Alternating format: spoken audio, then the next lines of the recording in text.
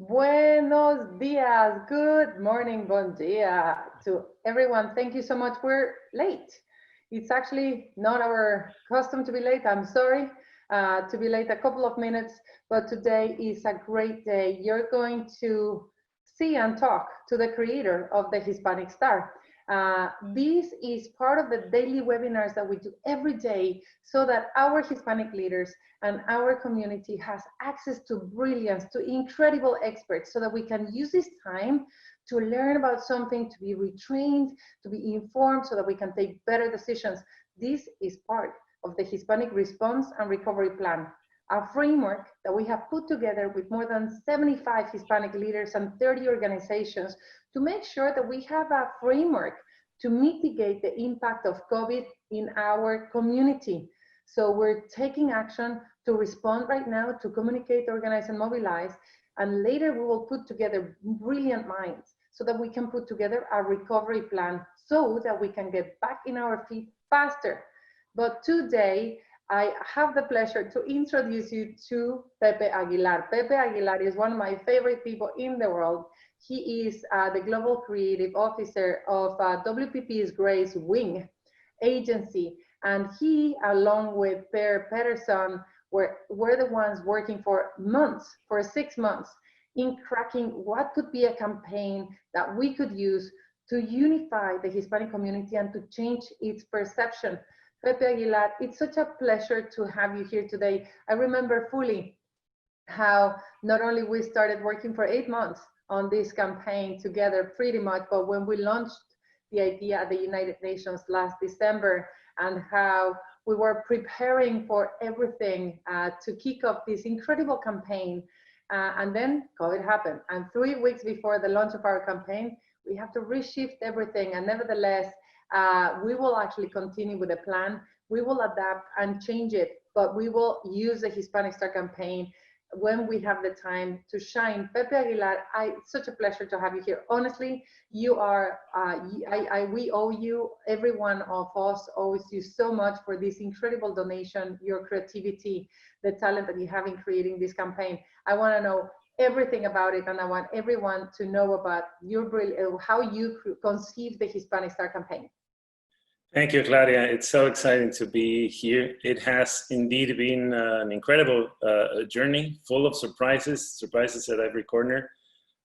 Some of the things that you'll see today, you haven't ever seen, because it's like the behind the scenes of the thinking that got us into the Hispanic Star. So I hope everyone enjoys it. Thank you all for being here. I'm going to start sharing the screen right now for a presentation. So there we go. I hope you can all see my screen.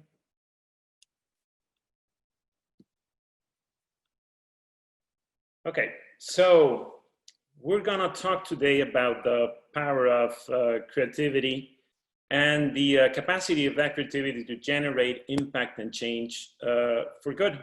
We're gonna talk about a little bit about the creative process, of course, behind the Hispanic Star, but also about the creative process for any type of idea that aims to do some good for the people. So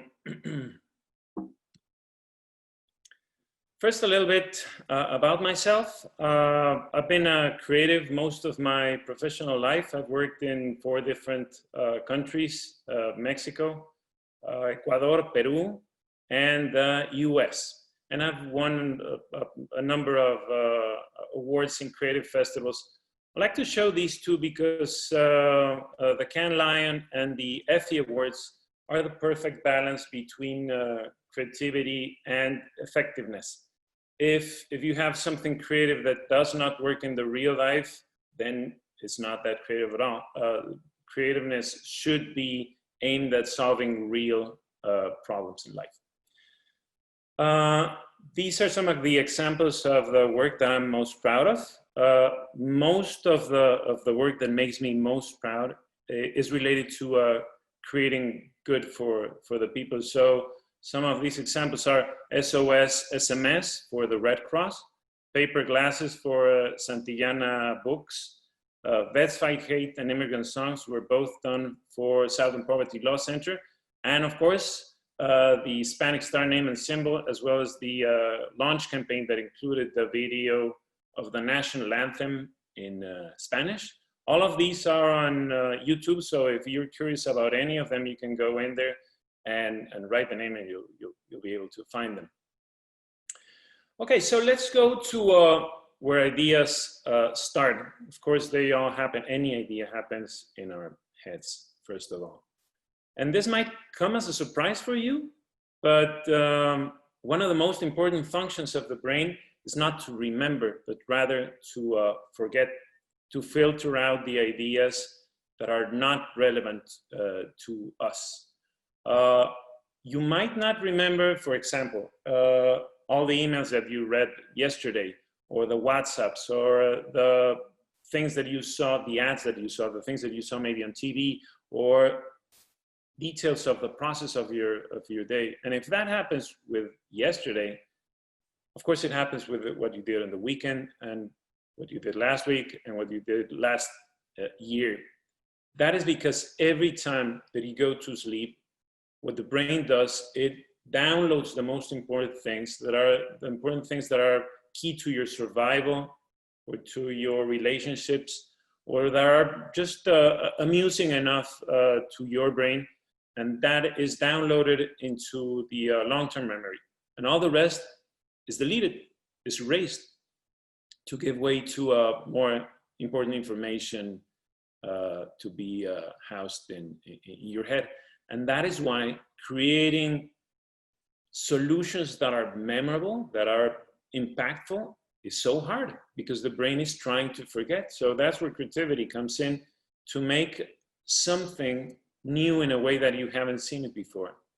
And in order to do that, you have to know your audience, what makes them tick. You have to know,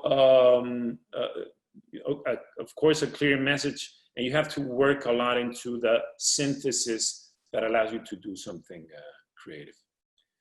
Now, what is being creative? For people like me, we have creative in our job description, so it's easy to expect something from us.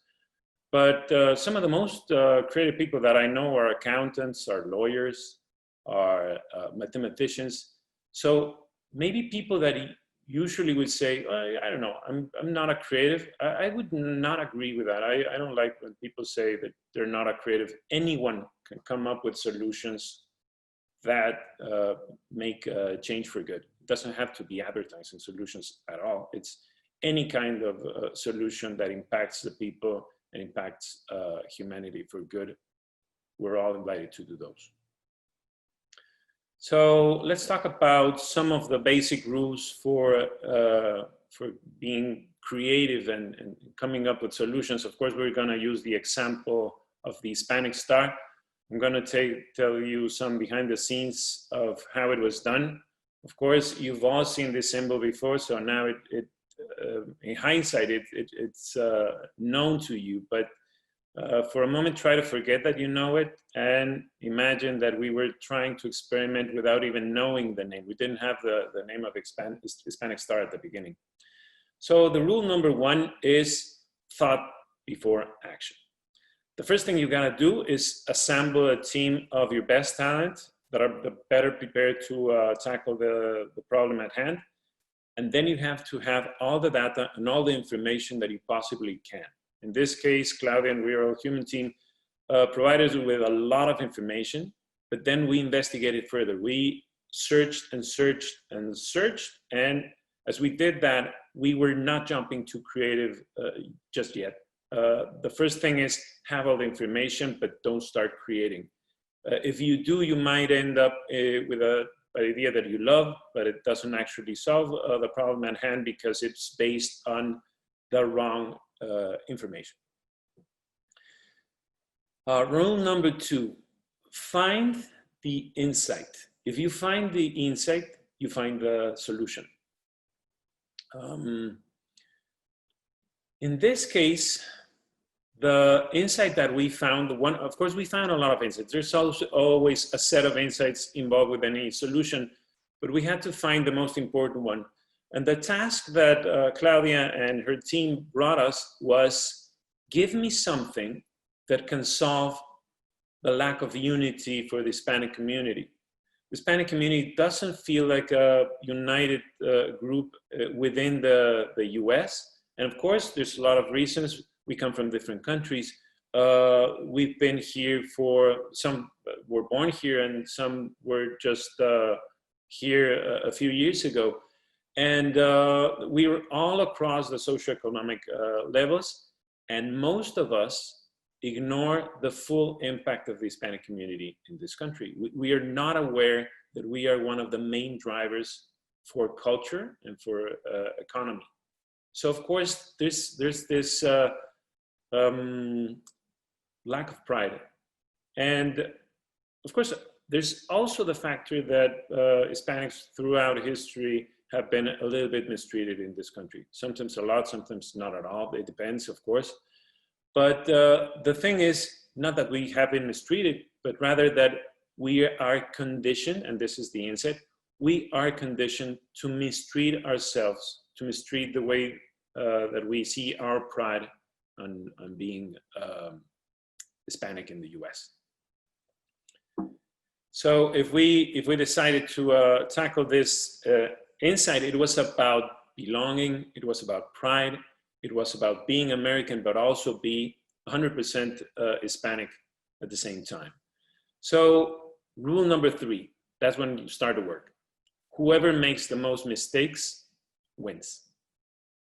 And why is that? Because if you just get to a bunch of solutions that are very well proven, you make no mistakes, then your process was not creative at all. The creative process involves making experiments, going further, taking steps that nobody else has taken, and of course, making a lot of mistakes. At the beginning, you don't have to kill your ideas. You don't have to filter them out. You have to allow them to, like spread a little bit like weeds. Most ideas will die anyway in the process when they're being put to the test.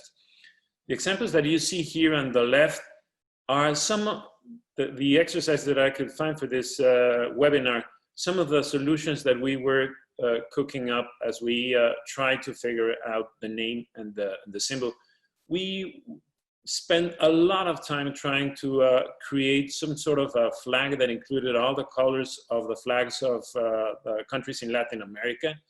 Of course, you can also see symbols there that are related to abstractions of people uniting and people sharing and getting together.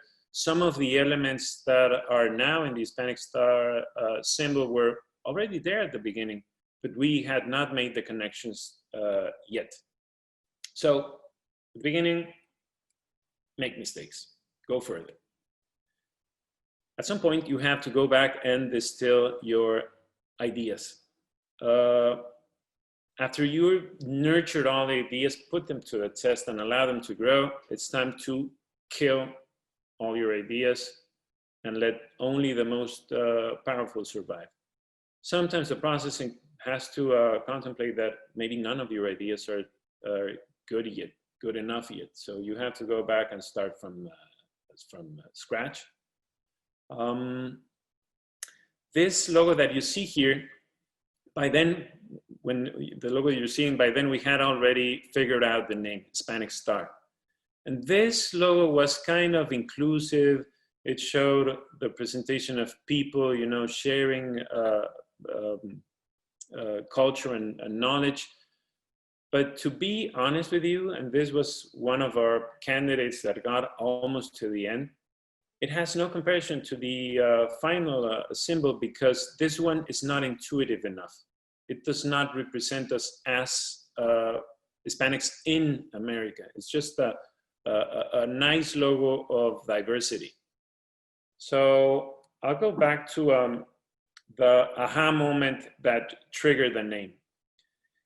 Rule number 5 is seize the idea when you see it. Seize the idea. The good ideas will not announce themselves. They will just walk in with the rest of bad ideas, and probably a lot of people won't see them. You have to be very aware and with your eyes open to figure out which are the great ones. This logo that you're seeing here was before we figured out the name. And it was, the presentation of collectiveness and inclusion and diversity. And when I saw it, I thought, well, this is not good enough. But the white space within the logo looked to me like a 6-pointed star. And that was the first aha moment. That's when I said, okay, it has to be a star because it has to be an American star with 5 points, because that's the best that we can be. That's the best that we want to be as Americans. So when you mix that with Hispanic Star, it talks about inclusion, so it solves the inside. It talks about pride, so it solves the inside.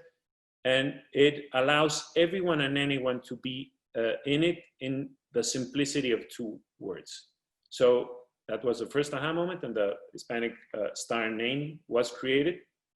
The second aha moment happened one night later. We worked like crazy to figure out what was the correct logo for the Hispanic Star. And sometimes you have to let your mind rest, because we didn't get to anything. We worked a day and a half, and it was late at night, and we didn't absolutely love anything that we liked. You've seen some examples of that. So I said, okay, let's go to sleep and continue later. The brain sometimes needs to rest to filter out the ideas. So at 2 a.m., Juliano Dominguez, who was the designer that was one of the designers that was working on the logo with me, sent me a message. The message, 2 a.m., just said, I cracked it. That was it. And of course, he had cracked it. This is what you're seeing right now on the screen is the rationale behind the logo. And of course, when you see these 2 things together, of course, you know what's going to come next. Even if you haven't seen the logo so far, when you see this, it's like, oh, I get it.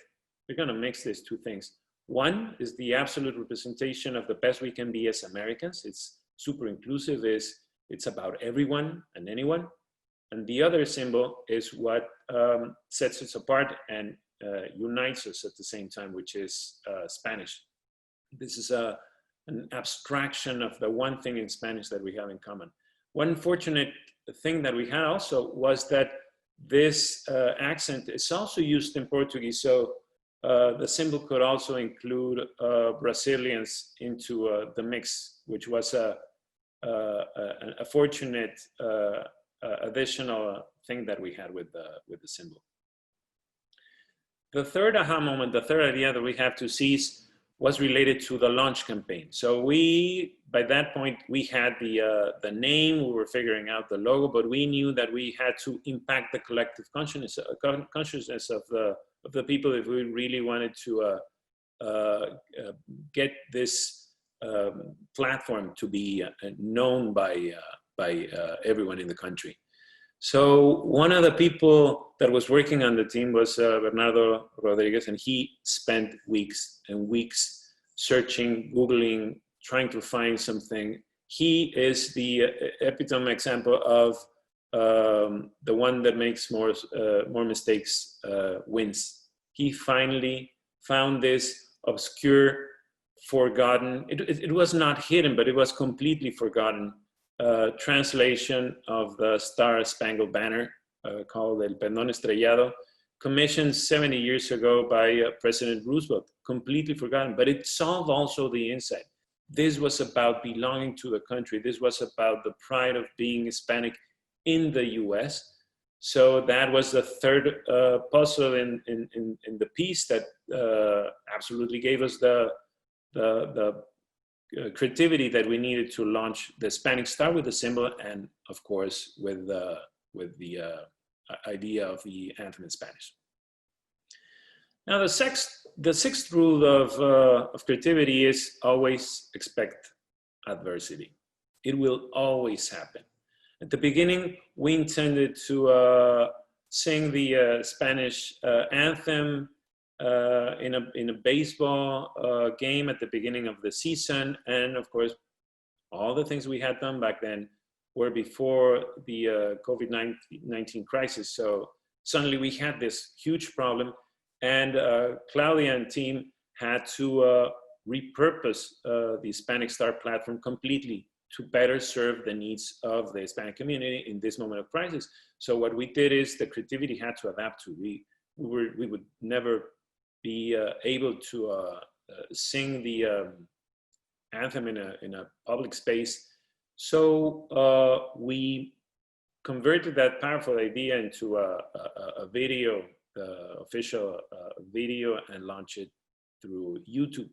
So once you have an idea, you have to work hard to make it happen. There is inertia. There's some sort of like, imagine it like a natural selection that will try to kill something that is new. So you have to nurture the idea, you have to fight for it. And sometimes you have to be hard as a rock, as immovable as a rock to make that happen. And sometimes you have to be as malleable as water. In this case, we had to be malleable and adapt things so the Hispanic Star could exist. But keep in mind that both a rock or water can be very powerful things to shape the landscape. So it's about deciding the best decision of which tactic to use. Now let's go back to the current situation. We are struggling a crisis, and fortunately, creativity will prevail. There's a lot of good and bad ideas out there that makes our life better or worse.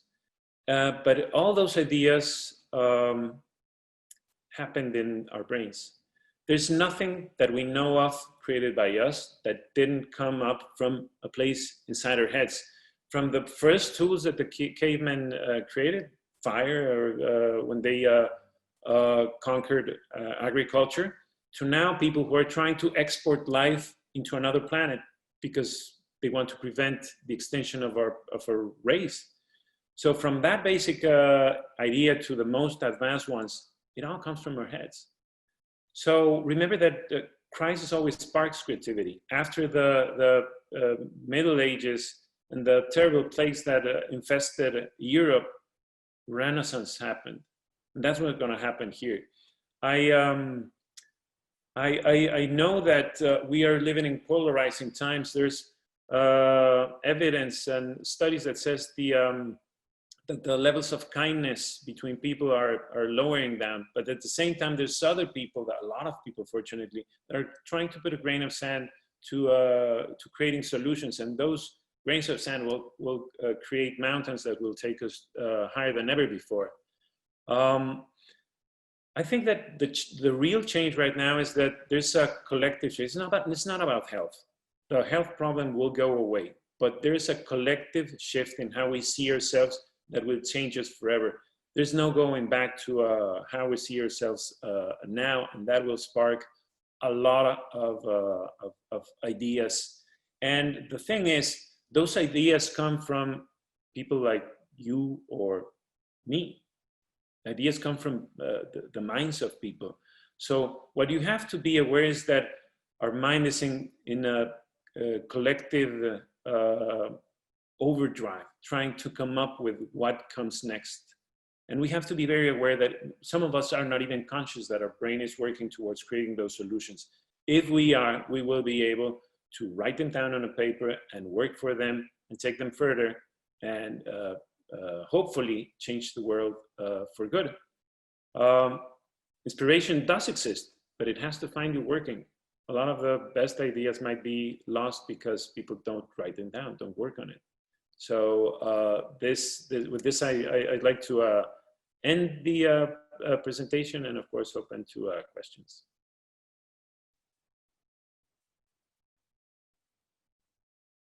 You're on mute, Claudia.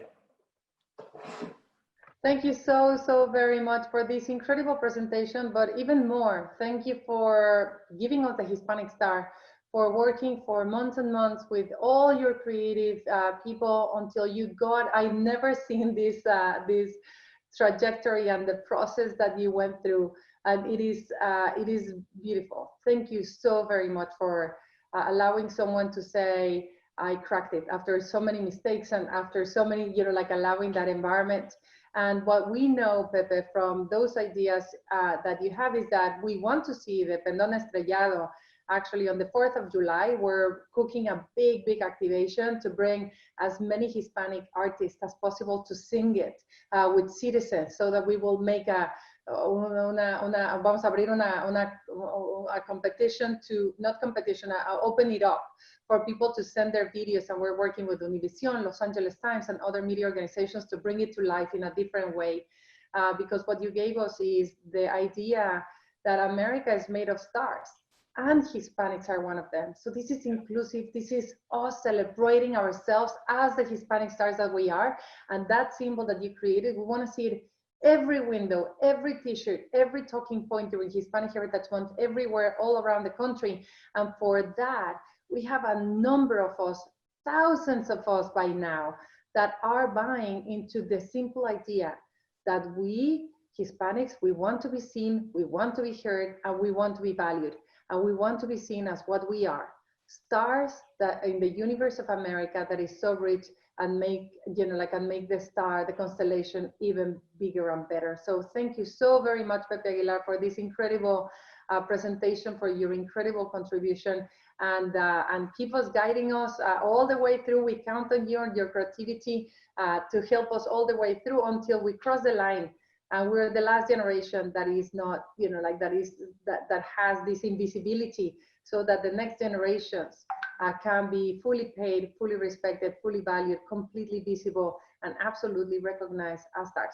Thank you so much, Pepe Aguilar. Thank you so much, everybody, for having heard and having been here, hearing this incredible creative Hispanic star yourself, Pepe Aguilar. Thank you. See you tomorrow.